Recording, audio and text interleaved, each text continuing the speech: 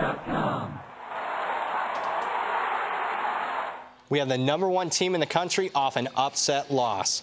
This is Brad Powers in the pregame.com studios just off the Vegas Strip. We're talking Sunday college basketball. We've got a good one here. We got Virginia at Villanova. Defending champs looking to bounce back. Who do you like? I like the defending champs. That's right. We're going to take Villanova minus the points. And keep in mind, we're taping this video on Wednesday night, so a little bit of a line projection here. Let's call it Villanova minus 6.5 or less. And here's why we like Villanova. First off, they're off a very misleading upset loss. This is a game that they had well in hand on the road against Marquette earlier this week. In fact, they led the game by 15 points with under 9 minutes left. What happens down the stretch? In fact, they only score a total of 4 points in the final 6 minutes and 40 seconds, and they had a horrific shooting night from behind the arc. How about this? 6 out of 34 from three-point range, only 17%.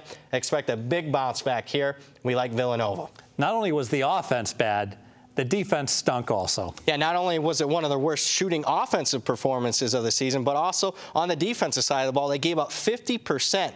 Now, for most teams, that's maybe a little bit below average, but for this team, it was tied for their worst mark of the entire season.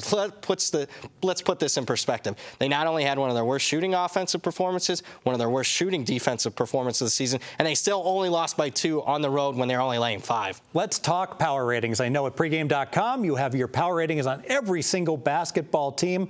Where do you have Villanova, and did you downgrade them for this last bad effort? I got them #3 in the country. First off, I got them behind Kentucky, about 1.5 points behind Kentucky, about a half point lower than North Carolina. And to answer your question, no, I did not downgrade them whatsoever. This was a game they had well in hand, where you're actually covering a majority of the game. No downgrade whatsoever because it was such a misleading game. Your second key handicap. Let's talk about their opponent, Virginia, who's also off a misleading game, but in their case, it was a misleading blowout win at Notre Dame. If you followed that game, Virginia, they deserved to get the win over a very good Notre Dame team, but they only led the game by 1 at halftime, and they only led the game by 5 with about 5 minutes left in the game. So the 17-point final margin was actually the largest margin they had in that game for the entire game. And I know that the betting public was paying a lot of attention to that marquee game. Look at the line moves in that. Opens up at pick, money on Notre Dame, money back on Virginia, then money again on Notre Dame. A whole lot of people were paying attention to that game. They were, and as far as my upgrades and my power ranks, I didn't upgrade Virginia that much, even though they covered the spread by almost 20 points in that one.